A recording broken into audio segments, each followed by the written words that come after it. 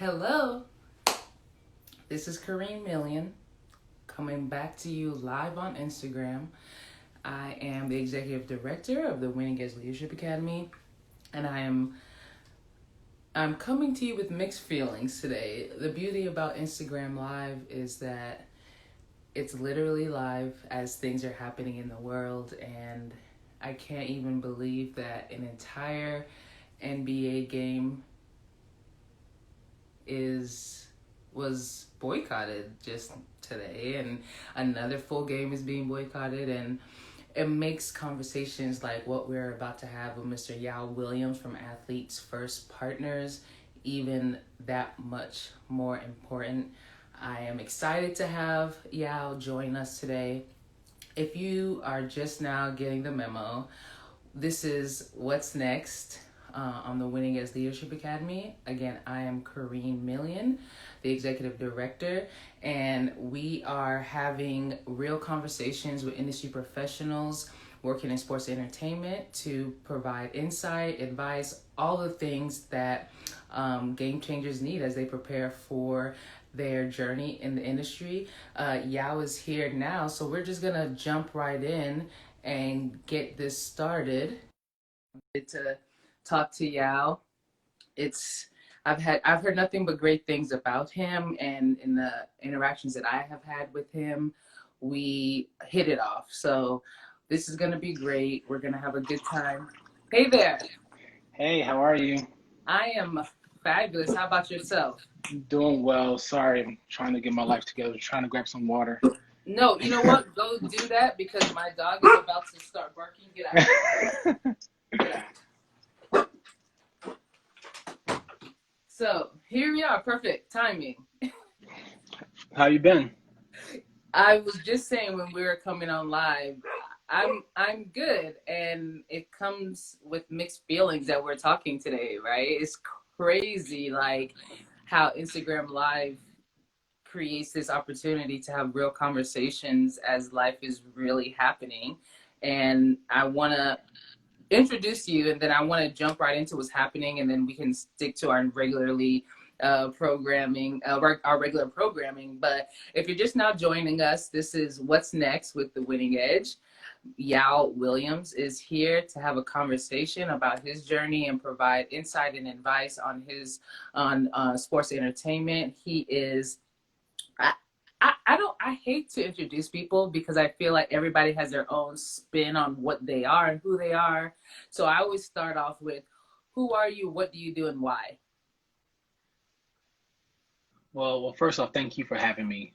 This has been, as you mentioned, this is very interesting times. I will say that I've been exhausted all day and trying to um, reality, but also trying to do your job, which is obviously always a B, especially I mean being blunt as a black person in this industry and in society as a whole. So when you ask who am the first thing is a black man, a father, a new father, a husband.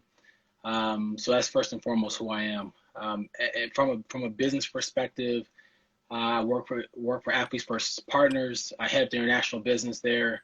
We are a player representation agency from one side of the house, where we represent about 150, 160 guys, NFL players, coaches, and college coaches. Some of the players are the likes of Deshaun Watson, Aaron Rodgers. Represent Tua from a marketing perspective, etc.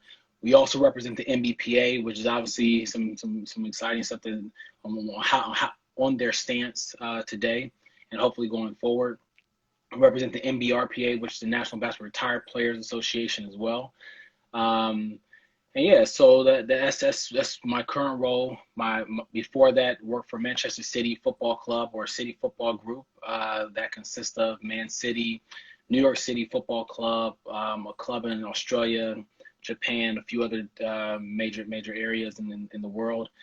Where I headed up the commercial business for China, where I lived in China, Shanghai, for a couple of years, and prior to that, opened up the Americas office, New York City.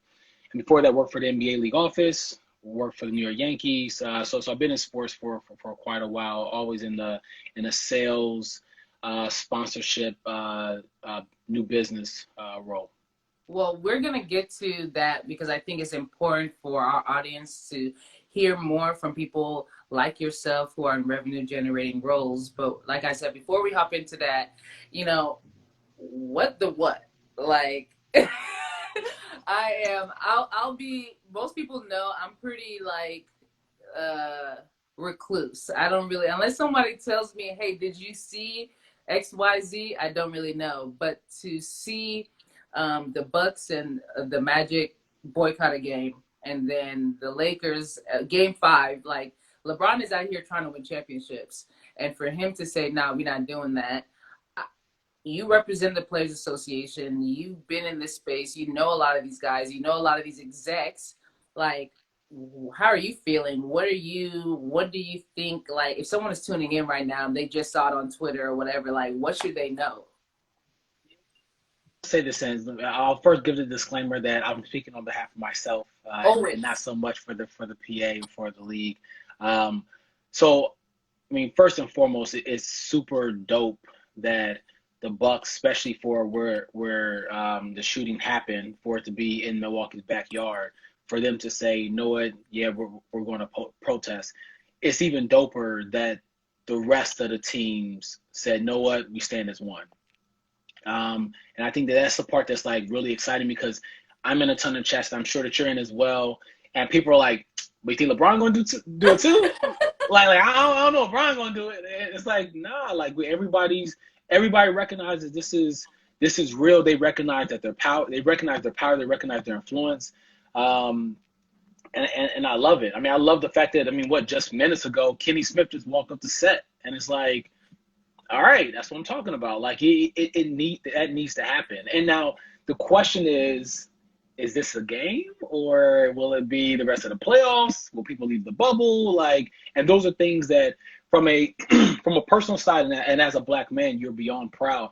From a business side, you recognize that there is, the NBA has taken a bit of a toll this year, right? I mean, you talk about the stuff with Maury during the fall with the Rockets and his statement around Hong Kong and how that pretty much uh, Blew up. where you have CCTV, which is the network that the government network for China that basically decided to say, okay, well, cool. Since you want to say this, we're going to take you off air. That lost them a lot of money. And then you Millions, have maybe millions. billions. Yeah, it lost them hundreds of millions of dollars. And then you have COVID that happened that also is making them lose hundreds of millions of dollars. And with all that being said, they've done an amazing job with the bubble. Like they are the blueprint. They are the gold standard on how to do this. Zero cases. The games, even though they don't have fans, they actually still are pretty exciting. They're still pretty Oh, engaging. yes. Um, and also they did a really good job of trying to find a solution for their partners. So you talk about, and that's just from a basic one-on-one perspective. You have these broadcasters that are spending hundreds of millions of dollars to showcase the games. And now Right. when there's no games, there's a real conversation that needs to be had, such as, hey, there's no games, can I get my money back? Yeah, right. Um, and, Their and they did refund policy. exactly, and they did a really good job of saying, okay, ESPN, ABC, chill for a second. We're going to have games even better. We're going to have them in Disney, your parent company. Everything's well. Hey, during the first 8 games, during that trying to figure out seating, you Right. had them also making sure the teams were able to showcase their big partners as well. So like they did a really good job of trying to figure that out. And now fast forward, you're now in a situation where all of that it may be worth nothing, right? Because now partners, I'm like, wait, what the heck? I was spending ad money for a TV spot for the game tonight. There's no Game game, 5 between the Lakers. Yeah, right. and And and, and typically brands gonna always ask for, okay, no problem. What's to make good? And for a broadcaster to say, I don't know what the make good is because I don't know if they're gonna be playing again. I hope they are. It's like it's just interesting. And I mean, and again, I appreciate them. I appreciate the players speaking up. I appreciate the players doing what they're doing. Yeah. Well, I wanted to make sure again, you're not speaking on behalf of the or agencies that you represent, but as a black man, like you said, it's important to give a platform for these conversations. I think too often we feel like we can't have these conversations in public, or we have to be, the code switch. Like in this space, we have to say these things and not talk about these things. But the Winning Edge is a platform for game changers by game changers, and we want to make sure that as industry professionals, we are showing that we are thought leaders and we have a voice and we hurt and we feel and we all these things and we understand the business at the same time. So I appreciate you taking that time, but I want to jump into your journey because I'm like, can I see your passport, all these stamps, like everything that you got going on? You started out at NBA, like you said, the league and global partnerships. What was it? Why did you feel it was like, how did you jump into that role? Was it something like you knew, hey, I want to be in a revenue generating role? And I asked that question because I think at the end of the day, if you can't make money for an organization, you don't bring value, right? And so you started out the gate in a revenue generating role. Why was that, and what made that difference for you? I would say baseball with the Cleveland Indians. And I started in ticket sales, entry level, the lowest role that you could have at a job. I mean, you're getting paid by at that time you was by the hour. I think it was $7.50 an hour plus commission. And I was getting my master's at Cleveland State as well. And it was definitely you basically kill what you eat. Like obviously 750, you can't live off of that. No. And so You saw my eyes. I was like, oh, okay. it was rough. It was rough. And I mean, did that and was in a position where I was able to generate some money. I mean, I was able to generate business for the company, and then went over to arena football, which was a beast as well. And then from there, even went to the Charlotte Bobcats before they were the Hornets, or that spell when they were the Bobcats. Um, and that, I mean, and I feel like that the probably one of the dopest roles just because it was, I mean, real sharks, right? Like everybody was from different cities. Everybody was trying to get it. The team wasn't that good. I mean, in fact, I mean, typically for a team you're promoting a key player, like we were promoting Larry Brown, like the coach, like come see Larry Brown coach or come see Right. Gerald Wallace, and it's like, I mean, and no diss to Jerry, no diss to Larry Brown, but like it was very different compared to working for Orlando Magic and selling Dwight Howard at the time. Right. So fast forward to your question regarding how I got into the NBA. I mean, to be honest, like I'm so used to getting rejected being in sales. So I'm so used to people telling me no. I'm so used to people saying, yeah, I'm good, thanks, but no thanks. Like I cold email Mark Tatum. And I was like, best case he responds, worst case he doesn't, whatever. Like, and I sent him a note and 15 minutes later he sent a phone call. And the email was very simple. It was hope all is well. Notice blah blah blah about you. Would love to pick your brain and what's contribute to your success. And he responded. And my objective was, man, I really want to work for the league, but what do I need to do in the next 10 months to a year to get there? And at the time, I was working at the Yankees, and I was like, do I need to sell more? Am I allowed to cuss? Sure. I cuss all the time. I cuss all the time. So that's why I was like, yes. And so, yes. So I didn't know if I needed to sell more shit. I didn't know if I needed to meet more people. I didn't know if I need, like, whatever I need to do. I just wanted to know so I can get there. And after the end of that call, it was 10 minutes. And he was like, hey, have you looked at any of the jobs that we have? I'm like, honestly, that wasn't my objective. Like, my objective was to just build a relationship and understand what do I need to do Right. and see if I'm ready. He was like, yo, I think you're ready now. And fast forward a couple weeks later, had a phone call from the NBA, HR. 3 months later, had a job. And I mean, so to this day, like Tatum is, I 100% respect him. He's one of the dopest mentors, the dopest people I've ever met, just because he's very genuine and down to Yeah. earth. So that's what kind of got me there. But the revenue generating part, to your point, I mean, it's very black and white. Like it's yeah, you're a cool person, but did you generate revenue? Right. How much money did you bring into the business? Our broadness, okay, hey, you're legit, or you're not. Like it's simple.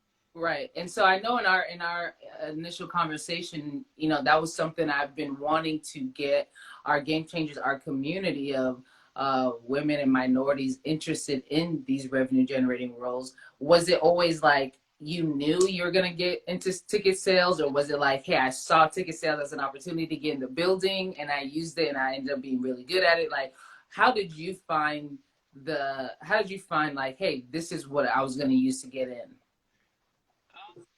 Was I There was a job opening, and I basically Bruce Wimbish, who you're familiar with, so he's Shout one of out to my. BSP Texas. They're on here. So Bruce basically, somebody introduced me to Bruce, had a phone call with him.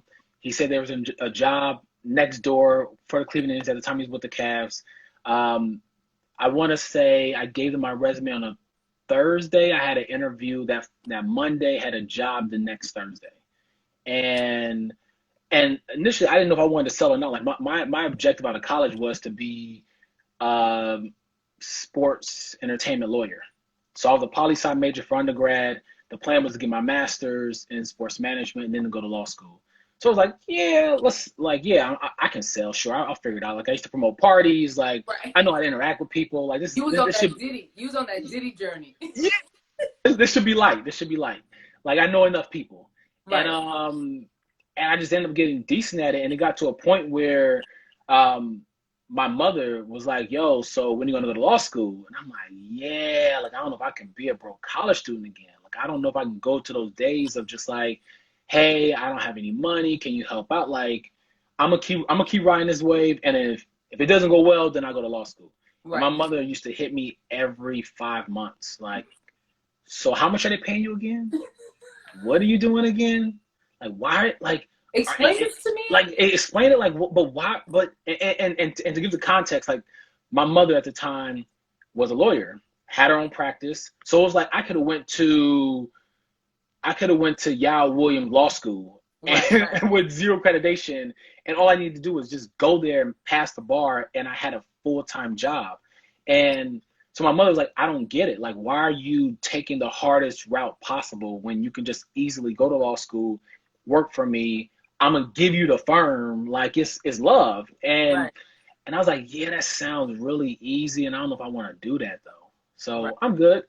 Okay. And granted, I'm yeah, gonna try this. I'm gonna try this. It's so 100%. funny you say that because I'm a proud product of two Haitian immigrants. They came to this country to for a better life. My mom, nowhere in the Bible did it say Jesus played, so sports was not even an option. It was lawyer, doctor, you know, something professional. And even as I was working at ESPN, and when I left ESPN to do the Winning Edge full time, she was like, "So explain this to me." Like the only sports my mom knows is Lady Ball basketball because I was a GA for Past Summit and Brittany Griner. Like these are the only outside. I mean, she can LeBron because LeBron, but outside of that, so I definitely understand that like your parents questioning and saying why are you making it harder on yourself and all that. And I love the fact that you didn't go into ticket sales like it wasn't like, oh yes, I'm gonna go into ticket sales, this is gonna be the thing. And I think it's very important to highlight that because in our community a lot of times, especially as student athletes, the options are I want to be a coach, I want to be an agent, I want to be a GM or president, something like that. And it's like eventually you have to be realistic and you have to get in the building. If you think I'm gonna apply for this marketing job, a team is gonna have two marketing openings maybe a year, and that's if somebody leaves. But every year we can count 20 openings for sales. Like get in the building, show value, and work your way after that. You know. So I appreciate you sharing that journey. To the context of that, to the point when you talk about showing value, because I think a lot of people they do go into ticket sales like, all right, I'm trying to get my foot in the door, and you can feel their energy that they're just trying to get their foot in the door. So it makes it a bit like, all right, so you don't want to be here, kid. And I feel that if you're going to go in that space, like you need to be 10 toes in. Like you need to be grinding. Like you need to be coming in early. You need to be staying. Like you need to show them that, like again, that you are of value to the company. Right. And if you find a route that leads you to marketing or CR or basketball operations, then sure, great. But like whenever role you're in, like you need to be doing it to the best of your ability. At the end of the day, like I think Maria, she shares a story of some advice that Robin Roberts gave her, and it's like you need to go in every day like you are so grateful for this opportunity, and you're going to give your best, regardless if you are mopping the sweat from when the players drop on the floor to global partnerships. So I appreciate you providing that context and making that a real thing. So you're overseas, you're in China, like I know I am fortunate. Like I got passports, I got stamps. I know that life. But I know a lot of my friends. I'm from south of Atlanta. Like they ain't never left Georgia. They ain't never left the southeast. They've never left hell the country, right? So now you're in China, doing what you do. What kind of experiences, what was that like for you, and how did it propel you to feel comfortable in the space that you're in right now? First thing is, I really wanted to go abroad. Like I worked in at the NBA. I was working in Brazil for like a short stint, I, which was dope and yes, amazing. And it kind of got my feet wet on like, all right, this is what I kind of want to do. And working for City, it was hey, look, so taking a step back, I wanted to go to Man City mainly because, hey, look, international soccer, the biggest sport in the world, um, and I want to live abroad. They're based in yes, the UK. This should be easy. So during my interview process, they're like, look, man, we really like you, but we're opening an office in New York, and we really would like for you to help us open an office in New York. I'm like, no, no, no, and no. Like, I'm good. And they're like, look, do me a favor. You help us open up this office, you get us settled, we'll send you wherever you want to go. And bet. so it took trust on both ends. And after 2 years, they were like, hold up, we're going to hold up our end of the bargain. We would love for you to stay here. We'll promote you to this particular title if you stay here. Or you can go to China. You can head up the China business from a commercial perspective. Or you can go to London in our commercial headquarters, and it will be a lateral move. I was like, I'll go to China. And of course they were like, all right, cool. And I mean, and literally you talk about bare bones. Like we didn't at the time didn't have an office. We didn't know where office was going to be. Was it going to be in Shanghai? Was it going to be in Beijing? Um, and I didn't know the language, and I didn't know anybody there. I heard rumblings about how China could be or what it was. So, and I remember speaking to one of my friends, and I'm like, yeah, you've been to Asia a lot. You've been to China. Somebody said it's racist. There's racist moments. Like, what's going on? He's like, bro, like, it's not. And he was like, first and foremost, he was like, it's never going to be as bad as Alabama. It's never going to be as bad as certain parts of this country. And Right. again, and no disrespect to Alabama, but shout, shout out to all the Alabama folks out there. I'm from Georgia, right, so right, we right. get it. So but it was just more of it was a great statement because it was like, look, you're a black man, you've been through worse in this country, you will not Right. be like, it won't be that bad abroad. And I think the part that was also interesting, he was like, the two major things that they respect is education and titles. So if you're Yes. going there as the guy, they're going to respect that. The fact that you have a undergrad, a master's, and now you're going to be an adjunct for Georgetown University, they're definitely going to respect that. So like you Right. shouldn't have any issues. Um, and he was absolutely right. When I got there, I didn't face many things. And in fairness, I feel like a lot of that was, which is the irony to all of this. I think a lot of it was based off of maybe class because they kind of looked at me as, okay, he's probably at this level, even though, I mean, to me, I feel like I'm just the average guy. but Yeah. uh, Yeah. but it was an amazing experience. I mean, and it was dope because it stretched me. Like it forced me to figure things out. I mean, and that's from a business perspective, because like my boss, I mean, they were like, look, you came here, I need you to generate 3 million pounds by the end of the year. Go. And you're like, but I need you to figure it out. And again, it's like, oh crap, like I don't even know where to start. Like, who do I speak to? How do I start building my network? How do I start building out a pipeline? Um, and was very fortunate. I mean, I saw one of my friends actually just joined. Her name is Phoenix, and You she gotta was a shout them guy out. That's what IG Live is for about. real. Like, shout out to Phoenix because like she was super dope. And even like I would have to commute from Shanghai to Beijing, and sometimes I would take the train. The train app only in Mandarin. So literally, I would have to WhatsApp her and say, "Hey, booking a trip. Can you do me a favor? Can you go buy me a ticket?" And like she's not an assistant. Like she managed all the relationships, all of our partner relationships. Like she has a full-time job, Right. and she just really, really, really showed love. So like I mean, I was very fortunate to have a tribe along the way to kind of help out. And I mean, even we had Thanksgiving there, and it was like 40 black people, like from all over the world, from Wait a Africa, minute. from No, no, no, I no. mean, so yo, I'm telling you, like, so we made the best of that situation. I mean, like, we spent our a couple Thanksgivings in Seoul, one in Japan, like New Year's Eve in Beijing. I mean, sorry, in Thailand. So like, we just did a lot of things. We're like, look, best case scenario, this propels our career to a totally different trajectory. Worst case, we see Asia, but At the end of like. the day, Yeah, so that's like you just, yeah. just just trying to find that balance, just trying to find that piece where it's like, um, I really take my job serious. I take life serious as well, but like I also want to enjoy it. So yeah, it was a great experience, but definitely probably the hardest 2 years of my life from a business perspective. It's funny you say that because I spent 2 years in Germany with the Air Force.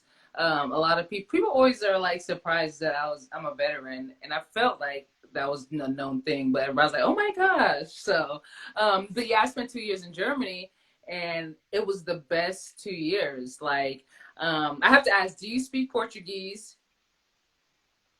Tudo bem? To the bone. So I speak a Okay, look at very us. little Look bit. at us speaking Portuguese on the Instagram live.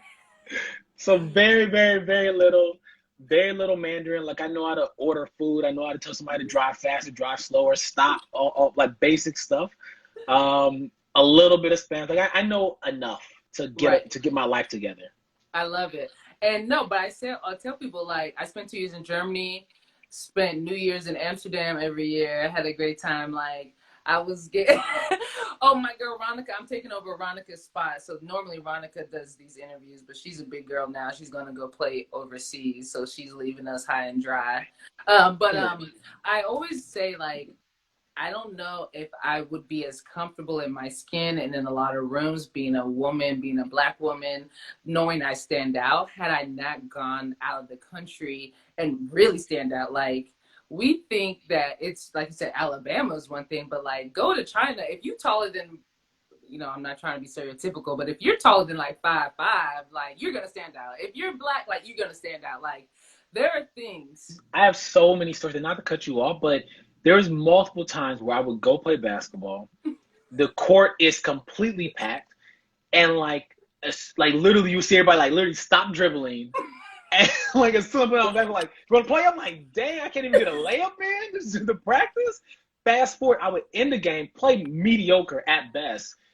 Walking MVP. out, yo, MVP. but even walking home and people stop me and saying, "Hey, can you coach my kid?" I'm like, you've never seen me play. Like you see me sweating with a basketball in my hand, and you assume that I can train your son to play ball? Like, how much? Right. So what time? I work from this time to this time, so I can come after this time. No, so I think like going overseas is a critical part of growth as a professional, as a person, and as an individual. So, I think I love like your story. I love like my second interview, and you're like going hard with the going overseas and everything that you're about. But what lessons did you take from the experience and the challenges and everything and trying to do your job overseas that you were able to like come back to the States with your current role with Athletes First and like I'm good at this because I was overseas. We'll say just simply, um, I I know how to figure shit out. Like, I mean, because I was forced to. Like, I mean, Right. and again, it's beyond just the job. I mean, you talk Right. about getting a taxi, and I mean, if you're in Paris and you say I want to go to, and they speak French, you say I want to go out for a tower. They're like, I got you. They can pull off. In China, you can't say I want to go to the Bund or I want to go to Tiananmen Square or I want to go, and they're going like, oh, okay, cool. Like they don't know what that is. Like unless you're saying it in Mandarin, like you're not going anywhere. So it No. forces you to figure it out. It forces Right. you to, um, yeah. I mean, and even the simple things again of like going to dinner and you go into a restaurant and you see 80% of the tables empty. And like, hey, table for two. Like, sorry, we're at capacity. You're like, but you're not. And you're You're not. like, wait. So you have to figure out like how do I communicate? Like so you're like, okay, well, when are these tables available? Well, this table over here is available at 9 o'clock. Like, well, it's seven o'clock. Like I'll be gone by 9. Yeah. And so but you even find moments where like certain people they can speak English, but their vocabulary is only 200 words. And not only 200 words is a lot of words. It But is. but it's just reminding yourself that the words that you're saying, they may not know that word. They know Right. another word. So like, okay, how do I articulate this in a way for this person to understand me so I can still get what I want? Right. Um, so then fast forward, now I'm coming to the state, coming back home, and now I'm like, man, you don't have an excuse. Like we both speak English. You know what I'm saying. You know what I mean. Like I got to get this done. So I really like kind of me and the miss, we kind of pride ourselves on just it's rare that we hear no and it means no to us. And that could be for anything. It could be reservations, it could be a trip, it could be our bosses, it could be anybody. I'm like, all right, so we need to access a different way because this could be done. This is Yeah. possible. Like, so I will say going to Athletes First Partners, like it was great because you now have a company that trusts your ability to get work done across Right. the world. They're like, hey, the world's your oyster. Go wherever you want. If you feel like you can generate revenue there, obviously build a strategy, let it make sense. But Right. once you check those two boxes, let's get it. Right. And I appreciate that. Shout out to my boss, Janae Elsie, who just won Game Changers for this year. So SBJ? SBJ. So Listen, she's crushing that's a it. whole nother conversation we'll have. I don't know if somebody's watching, so Straight up beast, but like I appreciate her because and also black woman, which again I love I love so much, but she's just a very she, she allows me to do what I need to do. She allows me to have a voice. She allows me to hey y'all like there's times where and I think all of us kind of stand in this space where we may not be completely confident in our abilities. So we may say, all right, well, I know this, but let me just double check it. Hey, do you mind? Can you read this? And she'll look like you're the expert. I mean, is this the point of view? I'm like, right. yeah. I guess I am the expert. Yeah, I guess this is my point of view. Yeah, let me do that. And so I just appreciate her kind of being like a real big sister and being super stern on like, yo, stand in your power. Like you know who you are, you know your capabilities. Like don't tiptoe around. Like if we're talking to our client, like give them the expertise that you know because they don't know Australia, they don't know China. Like you are the Right. expert in China. Like speak in that tone, speak in that manner, and don't be like, oh well, maybe I think no. So I think those things are definitely really key learnings from working abroad to now bringing it back to the States. Well, I love that you mentioned your boss because I think part of what the Winning Edge is about. We provide mentors and resources, and we connect people. And people love a mentor. People love being a mentor. They love these titles. They love what it's about. And so I want to ask first, like quickly, what how do you make the most out of a mentor relationship? Because it's not like like you coming out the gate confident. Like I feel it through the screen right here. Like you are a confident dude. And so for you to say, like I check in with, I do these things. Somebody has to remind me what makes that relationship beneficial for someone like you. And then like looking back 10 years ago, why that was so important for you. The first thing that's valuable is just listening, learning, and executing. So, 'cause I feel like there's a lot of times where you'll have a mentee, let's say, or somebody that's interested in wanting to be your mentee, and they will reach out to you on LinkedIn. Hey, can we set up time to talk? Sure. Like I don't play anybody. Right. Anybody reach out, we'll find time, put time on the calendar. We'll definitely jump on a phone call. Most of them don't follow up after that. No. Most of them come out the bag wanting something. Hey, here's my resume, by the way. I don't need your resume. I got the job. Like I got I the don't need job. it. Like I appreciate it, but I'm not even going to open it. Not even Right. because we haven't built a relationship. So I feel that I appreciate when I think about I guess some of the mentees that I have, the ones I truly love and respect are the ones that are like, hey Yao, I know you're busy. I have a few questions. What should I do? Did this, and we talk about it, and then they actually execute it. They actually like, all right, bet, thanks, I'll be back. I'm gonna go do that, and they do it, and then they see results, and those are the things I'm so proud of and so happy for. Is like I love like I have shout out to Marvin. So like Marvin, he I love you shouting people out. I try to do that too. Like, I see you. Yes. So keep doing that. so like definitely not homie, but like I mean he went from ticket sales to then sponsorships at Rock Nation, and like did the coach made the stallion deal, and it's like, yo, you Wait a killed minute. that. Excuse me. Megan the Thoroughbred Stallion. All right. I just had to make sure because we can do this is the for the culture. This is for the culture. So I don't want to ever skip past anything because we got to code switch all the time. So okay. Yeah, but I think that's one thing that I definitely appreciate. Those are the three things. But then when I think about myself 10 years ago, like I recognized that I was very rough around the edges, like extremely rough around the edges. Like I would speak my mind on certain stuff that I like Bruce had to reel me in a lot. I'm like, yo, yeah, you can't say that, bro. No, Like, yeah, you can't send that email. You can't send that email. And so I appreciate that he was there for me. Um, but I think that, I mean, I was just, I was a sponge. So that's the part I resonate with.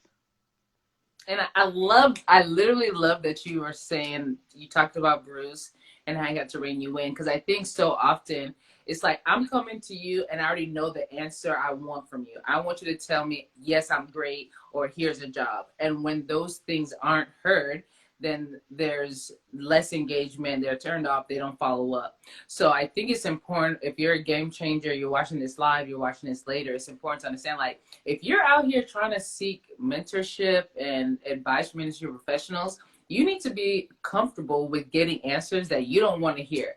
Like for us, we've had dinners of influence where we've had the VP of talent at NFL Network to say, as a Black man, entry level, the beard probably isn't going to help you. It's intimidating already in most cases that you're coming in the building, you 6'4", 300 pounds, whatever. Don't add a beard to that. Grow into that, become a manager, become, indispensable before you have that beard. And I think that's something that we have to be like, we can't just say, oh, you hating or, making it hard. Like, that's a real fact, because if you go in being radical and not getting reined in, you're gonna lose a job real quick. And you're gonna say, oh, you're gonna play the victim. And we're so past that, right? And I think that even to that point, I've seen, I mean, my position is, look, I'll give you the gems. You can do what you want with them. Right. So I will never tell somebody to cut their locks. I will never tell somebody to cut their beard. I would never tell somebody Exactly. to to not be tatted up. So like whatever you do is what you do, but like understand this is how you're going to be perceived. And my only job is to help you avoid the landmines. So here's the landmines in the sports industry. This is how you will be perceived. You can do what you want with it, but I'm letting you know, you walk left, understand there's a target on your back. And some people say, thanks so much. I'll move a little bit in the middle because another thing that I feel like I've at least built trust within the industry because I went to a public school. I'm from the inner city. Like I'm not a different type of person. Like who I am right now is who I am in general. Yeah. So they know I'm not shucking and jiving to get a check, to get a title. Like that's not me. That's not who I am. I wasn't built that way. So hopefully they understand that if I'm telling you this, it's not because I'm like, yes, you should do this. Like, no. I'm telling you, like, bro, I've seen old boy get bodied. Like Right. you don't want that. And if you do, okay, cool. So Right. it's just one of those things that like, and I've seen some people they went the opposite way, and then they're wondering like, man, like yo, they did me dirty. It's like, that's the game, bro, and you Right. decided to do these different things. Yeah. So I, it's I interesting. feel like this is one busy bucks here getting ready to be humbled by the leadership. I feel like that's one of your people coming in and showing love. So I appreciate that. But that's Oh so no, true. Like if you're asking me for advice and I'm giving you advice, don't get upset. Like you said, I can give you all the gems all day. It's up to you whether you want to use it. So I think it's important to, before we end this, to talk about a couple things. Why, we've seen since Memorial Day weekend, right? We've seen the hashtags, we've seen the black squares, we've seen the public statements committing to diversity and all these things. Why is it important, if commitment to diversity is a real thing for an organization, why should we start with creating opportunities for the underrepresented and revenue generating roles? We talked about it at the top of the conversation, but because this is your space. Like we get a lot of people here for winning guests are in broadcasting and kind of those roles, but you are the people come in here tell me Yao is the guy. When it comes to revenue, when it comes to yeah, stop it, partnerships, Yao is the guy. So why stop is it it. important to start really engaging minorities and creating opportunities and revenue generating roles? I think, and so I'll even say, I think it's even with our job, with my current job, um, we had a couple people that was trying to cure racism, and it's like I appreciate the effort, but like you ain't that you're not capable of doing that, and it needs a lot more people, and this has been tried for hundreds of years. Um, 250. If we want to go back, we can say 400, but we ain't gonna do that. exactly. So one thing I did mention to our team was that what we can do is do a better job of hiring more black and brown people, and especially in roles that doesn't really exist because the sports industry is built off nepotism. I mean, it's and we've seen it all. The people that are in the sports industry that's on the chat, like we've seen so and so's nephew resume get to the top, or hey, No resume. No resume. no resume, or a neighbor's friend. Hey, we really want to help him out, and like I think I saw Chris Rock stand up, and not to go off on tangent, but like I want to be in that position where I have the luxury of failing. I have the luxury of being mediocre, and I'm still able to make it in this job. And we're always told that we have to be two times better and all these different things. So, so long story short, from a sales perspective, I think it's just super critical. Like we need to do a better job of not only hiring those people, but finding where they are. And the part that is typically the excuse is, I don't know where they are. And it's They like, love it. It should be a hashtag. That should be I don't know where they are. The country is going to be populated by more people of color than non-people of color. So that's not the excuse anymore. it's excuse. And I feel that. So one thing that we're creating is really trying to build better ties and stronger relationships with groups such as yourself, MIS, sports influencers, etc. So therefore, now you have that ongoing pipeline of people. So therefore, that excuse is eliminated. And I think from a revenue generating position, I feel like that's probably the easiest one because that one is literally, yo, can you sell or not? Like that is simple. It's tougher if you're in it's Community. tougher if you community relations. It's tougher if you're in marketing because whatever cool campaign or idea you had, it's kind of hard to connect it to revenue generated for the business. Right. But from a sales side, like, oh, we can hire as many people as we want because if they can sell, they're good for business. Right.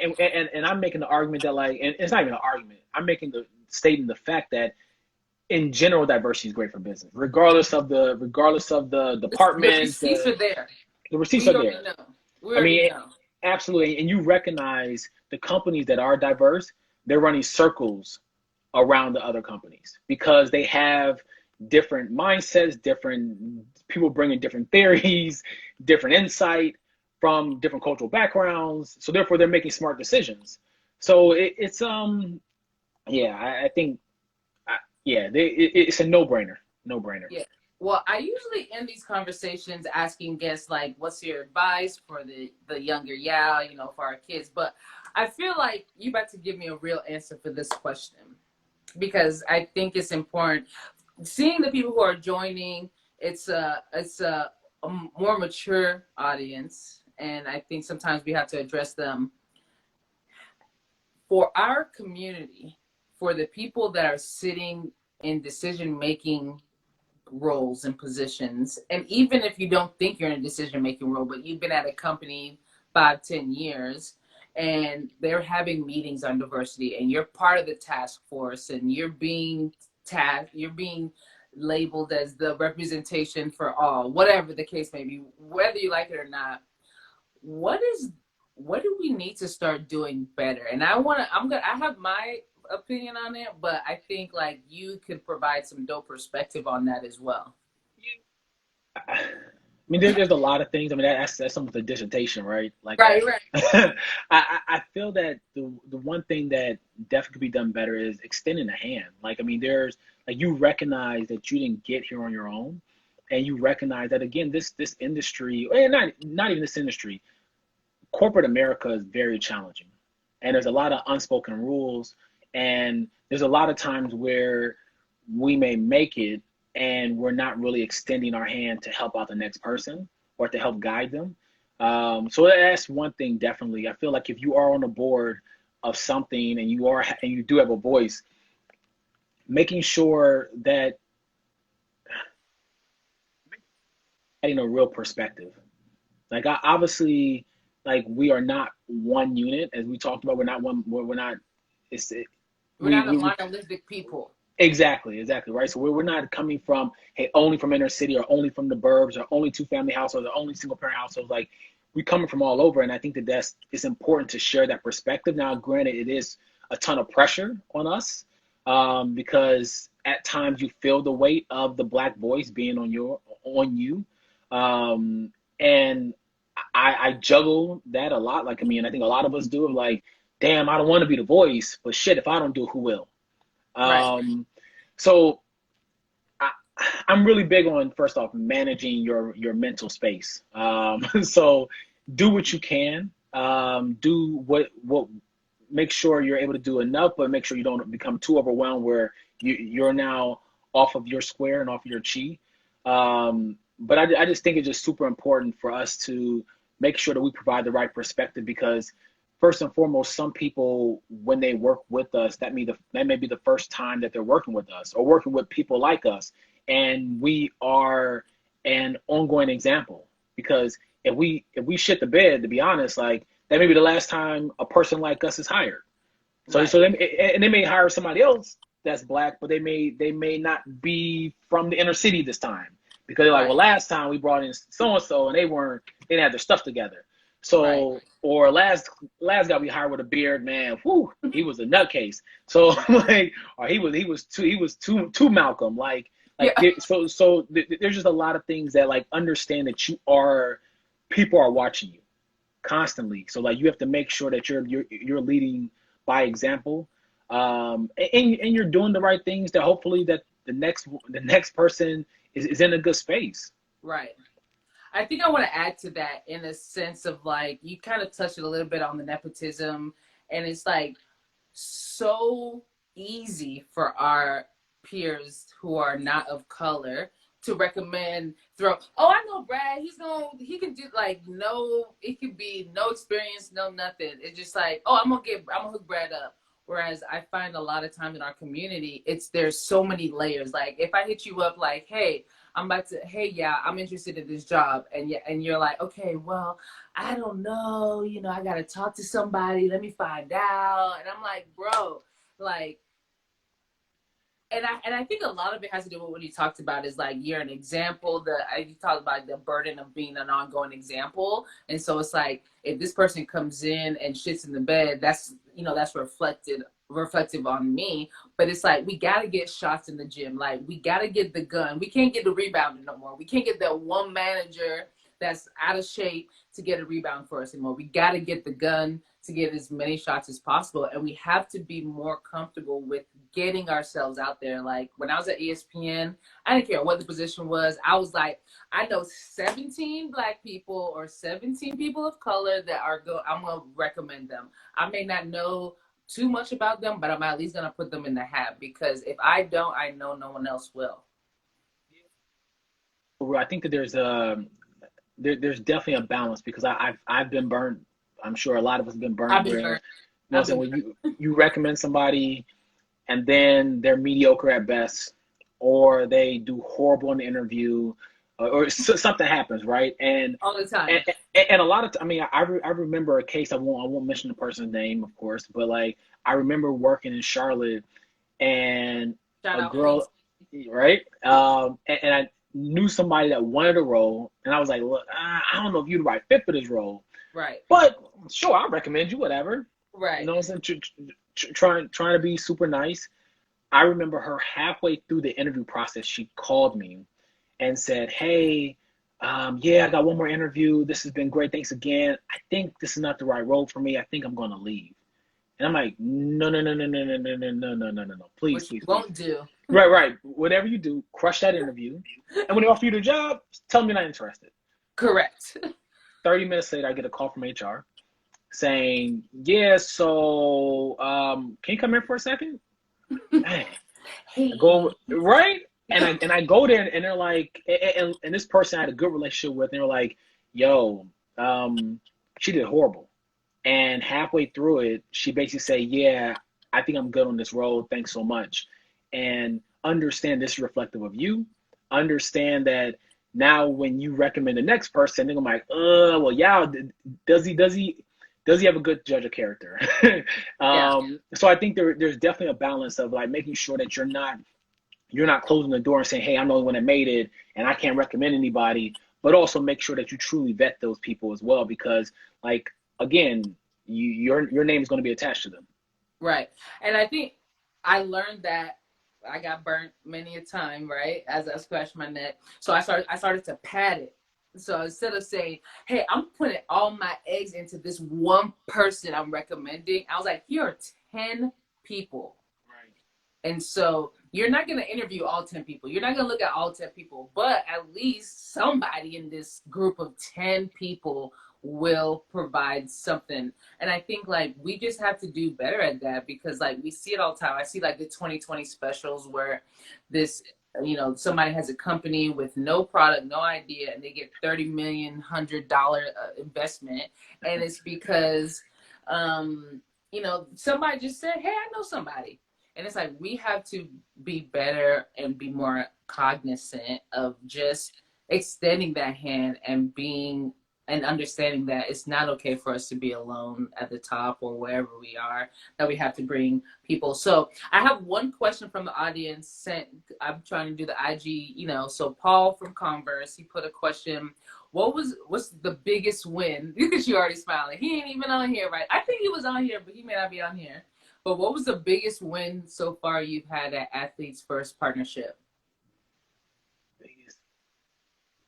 He must already know, or he's trying to fish. He's trying to find out what you about to say. And I think the biggest win, wow, we it hasn't been an You can't share do it. it. It's probably a Converse thing, and that's why he's trying to get It's you. not. It's not. It's not. So I'll say it. I'll say it. I can't share the details because it's not been official yet. Well, it's official. Like ink is dry, but it hasn't been announced. Um, One thing I appreciate, as I mentioned before, is literally having the reins to do a number of different things within my job. So obviously, my main job is generating revenue and then bringing revenue for NBPA, NBRPA, Athletes First guys. But also, there's times where I'm like, look, here's a revenue opportunity for us. And I was able to had a few conversations, recognizing just the Olympic landscape, that's been going on recently, and with players trying to possibly get receive revenue and do certain deals and things of that nature. So uh, we brought on Team USA, so USOPP on some consulting work, especially leading up to LA 28. That's probably been the dopest by far, just because it's not a traditional, hey, you're selling for them. It's more from a consultant perspective, so which is really cool. Well, I mean, this was a dope conversation. I literally loathe coming on Instagram Live and doing this. I'm a more behind the scenes kind of person, but I love conversations. I love learning about people. I love connecting with people on this level. And you did not disappoint. I appreciate you. You know, when I came to you, I said, we're doing great work, but I am not getting enough Black men to come on here and represent. I'm not getting enough Black men to apply to our programming because they don't see themselves in this industry. And you stepped up and you said, I got you. Not only did you say I got you, but you're like, let me make sure you legit. Let me vet you before I'm out here putting my name on you. But you said I'm gonna get some other people, and we need more of that because it's a community. We have to do it together. We can't be so siloed that you think that you're all things to all people. I know we focus on student athletes, minorities. Like, we're gonna make sure they're good. And you came in and you just did the damn thing. You said shit 3 times, so I'm saying damn. Uh, so I've done better. I should have had 0, but no, I'm working on it. I'm working on it. listen, I am a terrible. I'm from this. I'm the worst. So thank you so much. I don't know if Dan is on here, DR, whatever y'all call it. I feel like there's a whole clique of people that know DR. But without this guy, this connection wouldn't happen. And I think that just speaks to closed mouths don't get fed. Ask for what you want and be intentional. And you're here because we were intentional. I appreciate you. Thank you. I would say go and enjoy some NBA games, but it doesn't look like they're going to be playing tonight. So whatever you have going on the rest of your day, please enjoy that and promote us, promote our work, continue to show love and let people know that we're here and we're trying to do good work. This has been amazing. It's been amazing, and of course I'll share with everybody that I know. Awesome. Well, I know I already forgot his name, but it was such a strong name. Oh, your son. Oh, don't tell me. Oh, it's okay, but take care because I know the wife is like, get off the gram, come on over here. So we got some game changers. So enjoy your night, and we'll speak soon. All right. So thanks everybody for joining us. Like, I can't even believe this was, I've never spoken on Instagram Live for 58 minutes. So the conversation was so great. Thank you, Busy Butts, for joining us. You were like tuned in from jump. And we got Joy from USC. Thank you, our game changers showing love. And sorry, Sarah, we didn't get to your question, but Instagram is telling me I literally have 1 minute and 33 seconds left. So if you're not in tune to what we're about, we're out here trying to develop the next generation of women and minorities in sports and entertainment, specifically student athletes. Want to thank our partner, Mobot, for all the athletes or people who are living fitness and eco-friendly. Foam roller, water bottle, delicious. Check them out. Follow us, engage with us, support us. If you're interested in hopping on IG Live with me, hit me up. Looking forward to our next conversations. Next week, we got some awesome guests. DR is going to show love, and looking forward to it. Enjoy your night.